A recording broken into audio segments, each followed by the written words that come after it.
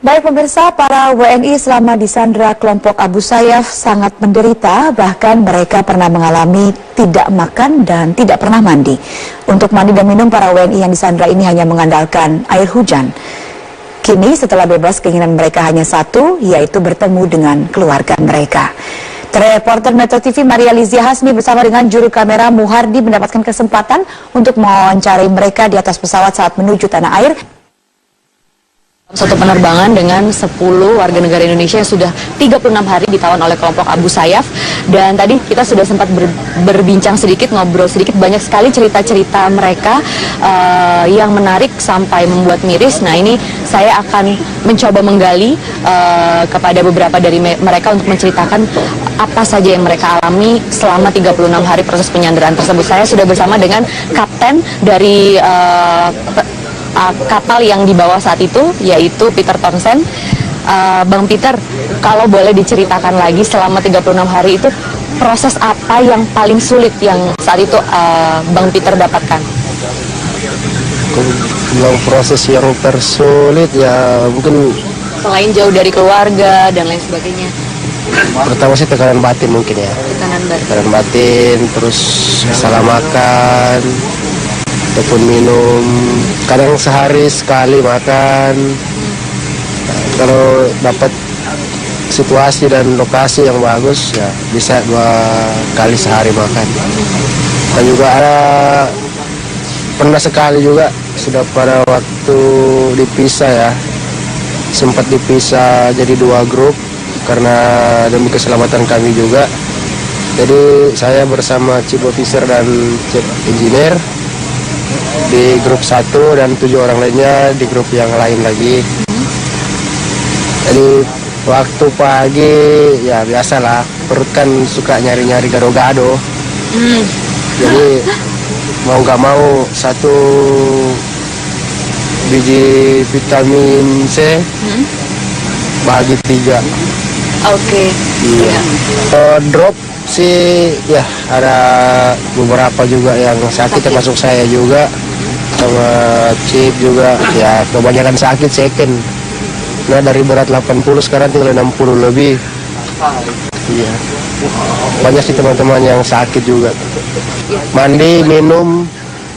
Jadi kalau pas di hutan kalau hujan ya basah gitu aja. Nunggu besok lagi matahari kering lagi. Selama 36 hari seperti itu ya? Seperti itu. Dengan baju yang sama? Enggak juga, kadang dikasih sama mereka baju. Dikasih kesempatan kalau ada hujan dikasih apa macam ember gitu, disuruh kampung baru cuci lagi baju. Artinya perlakuan yang didapatkan selama 36 hari itu bagaimana? Apakah penuh ancaman, di bawah tekanan? Kalau ancaman sih memang dari pertama ditangkap sudah ancaman ya dan tekanan. Jadi mungkin selama ini ya yang ada hanya trauma aja lah. Hal pertama yang dilakukan ketika nanti sampai ke kampung halaman apa, Bang Peter? Tahu nggak ya? Tahu nggak ya? Sedikit. Ya mungkin pulang rumah dulu lah, ketemu keluarga. Hal pertama yang dilakukan ketika nanti mendarat sampai ke kampung halaman? Ya, puji syukur lah ketemu sama anak ya. Wah gitu. Ya terutama pengen peluk orang tua lah, pengen peluk, kangen sama dia. Ini yang mau terisak-isak tadi? Kalau saya sih ya terutama ketemu dengan orang tua yang ada di poso ya.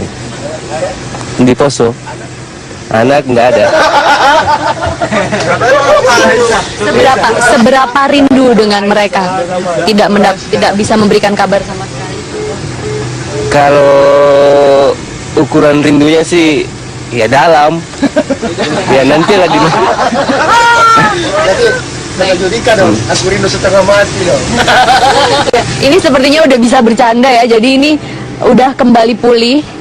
Tadi juga pelan-pelan ya, pelan-pelan kembali pulih. Baik, itulah tadi wawancara singkat saya dengan ke-10 WNI yang selama ini disandra oleh kelompok Abu Sayyaf. Dan kita masih akan melanjutkan perjalanan untuk memulangkan ke-10 WNI ini ke kampung halamannya masing-masing. Maria Lizial Hasni, Muhardi, Metro TV. Gubernur DKI Jakarta. Anggota DPRD DKI Jakarta memperdebatkan sejumlah isu yang berkaitan dengan kinerja Gubernur DKI Jakarta. Kita segera bergabung bersama rekan kami Fazila Hairunisa langsung dari gedung DPRD DKI Jakarta. Fazila, apa poin dari laporan pertanggungjawaban Gubernur yang diperdebatkan oleh para anggota DPRD DKI? Kalau memang tadi DPRD menyampaikan beberapa poin atas keberatannya terhadap laporan keterangan atas pertanggungjawaban atas hasil kerja Gubernur Provinsi DKI Jakarta, dan penyampaian laporan sendiri sudah dilakukan pada tanggal 13 April 2016 lalu, di mana ada 4 poin ini yang disampaikan oleh DPRD, yaitu yang pertama ini terkait dengan proyek pengembangan Simpang Susun Semanggi untuk mengurangi kemacetan. Di DPRD meminta Pemprov DKI Jakarta ini untuk mengkaji kembali karena DPRD menilai proyek ini tidak begitu mendesak, dan proyek senilai 360 miliar ini dianggap tidak akan berhasil jika tidak dibarengi dengan atau oleh perbaikan sistem transportasi umum dan juga perbaikan pengendalian transportasi pribadi. Yang kedua, yaitu DPRD ini mempermasalahkan alokasi dana CSR. Di DPRD ini menilai Pemprov menggunakan dana CSR untuk membangun fasilitas yang seharusnya ini bisa dibiayai oleh APBD. Lalu yang ketiga, yaitu terkait izin reklamasi dan tambahan pengembangan kontribusi dari reklamasi, karena DPRD ini mempertanyakan dasar hukum yang digunakan oleh Gubernur DKI Jakarta terkait dengan izin reklamasi. Yang keempat, yaitu tentang pengelolaan sistem parkir elektronik seperti yang akan diberlakukan di Jalan Sabang, Jalan Kelapa Gading, dan DPRD ini meminta BPK ini untuk memeriksa dasar dan proses pemilihan perusahaan pengelola parkir. Robert. Ya, Fazila, lalu bagaimana tanggapan dari Gubernur terkait dengan pertanyaan-pertanyaan anggota DPRD?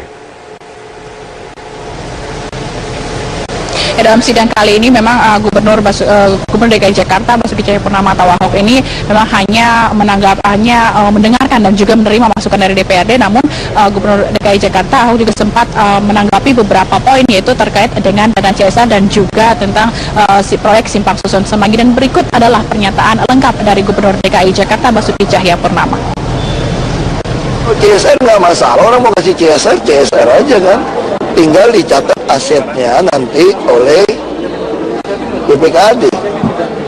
Orang kalau mau ngasih barang, masa mesti kita atur, karena belum ada aturan untuk mengatur kasih barang kan, gitu. Kalau kamu dikasih orang mobil gitu loh, masa kamu nggak mau mobil, saya mau rumah, bisa nggak? Orang yang mau ngasihnya mau mobil kok gimana coba, itu. Robert. Terima kasih Fazila Hairunisa atas informasi Anda. Pimpinan DPR RI akan segera mencabut surat larangan mengundang Menteri BUMN Rini Sumarno dalam rapat-rapat di DPR.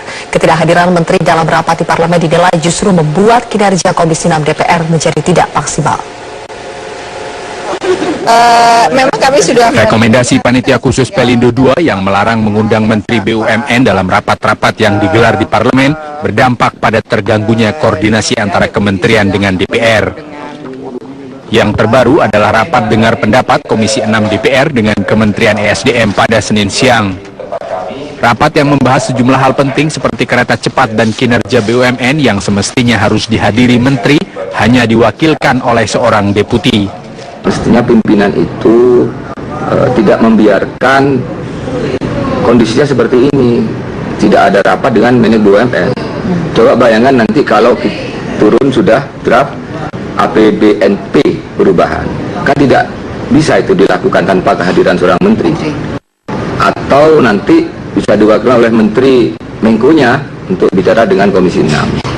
Ini kan kemudian menjadi tidak dalam hubungan kerja ini menjadi terganggu. Terkait hal ini, Wakil Ketua DPR Agus Hermanto mengatakan akan segera mencabut surat larangan mengundang Menteri BUMN Rini Sumarno dalam rapat di DPR. Langkah tersebut akan dilakukan setelah berkoordinasi dengan pimpinan Pansus Pelindo II. Mungkin tidak terlalu lama lagi juga surat yang intinya melarang Komisi 6 melaksanakan pengawasan dengan Menteri BUMN itu barangkali ini akan diselesaikan, tentunya dengan didahului dengan, karena waktu itu referensinya dari Pansus Pelindo II, sehingga kita ingin membicarakan lebih detail dengan Pansus Pelindo II. Sebelumnya DPR melalui rapat paripurna pada Desember lalu menyatakan menyetujui rekomendasi Panitia Khusus atau Pansus Pelindo II. Pansus Pelindo dalam rekomendasinya meminta Presiden memecat Menteri BUMN Rini Sumarno karena disebut melanggar konstitusi dan perundang-undangan dalam kasus Pelindo II. Rekomendasi ini kemudian ditindaklanjuti oleh pimpinan DPR yang ditandatangani oleh Wakil Ketua DPR Fadlizon yang melarang mengundang Menteri Rini Sumarno dalam rapat-rapat di DPR. Tim Liputan Metro TV. Pelabuhan Indonesia. Hari ke depan. Jika selama 30 hari berkas Jessica tidak kunjung selesai, Jessica akan dinyatakan bebas dari segala tuduhan. Penahanan Jessica kembali diperpanjang terhitung mulai hari ini 29 April hingga 28 Mei mendatang. Hal ini dilakukan karena berkas perkara masih terus diteliti oleh pihak Kejaksaan Tinggi DKI Jakarta. Sejak ditahan 30 Januari 2016, Jessica sudah mengalami perpanjangan masa penahanan sebanyak 4 kali. Sesuai dengan undang-undang, jika berkas perkara Jessica tidak juga lengkap dalam waktu 120 hari, maka Jessica akan dibebaskan. Jessica Kumala Wongso ditetapkan sebagai tersangka atas kasus pembunuhan Wayan Mirna Salihin di salah satu gerai kopi di pusat perbelanjaan di Jakarta pada 6 Januari yang lalu. Kejaksaan Tinggi DKI Jakarta sudah menerima berkas Jessica untuk kesekian kalinya. Saat ini berkas tersebut masih diteliti oleh pihak Kejati. Paling lambat 14 hari kerja akan diputuskan apakah berkas tersebut lengkap atau akan dikembalikan kembali ke Ditreskrimsus Polda Metro Jaya. Penelitian terhadap terhadap berkas tersebut. Namun sampai saat ini tim peliti belum selesai melakukan penelitian. Betulkah ada novum baru Pak? Bagaimana Pak?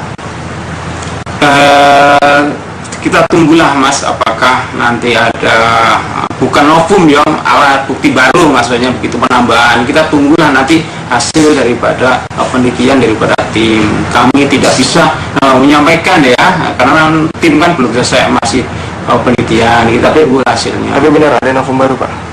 Ya kita tunggu ya Mas, ya nanti kita tunggu hasilnya, tim akan menyampaikan, karena akan disampaikan nantilah apakah berkas itu sudah cukup dan sudah layak dilimpahkan ke pengadilan atau belum, dan apakah petunjuk jasa sudah dipenuhi apa belum. Kita tunggu proses.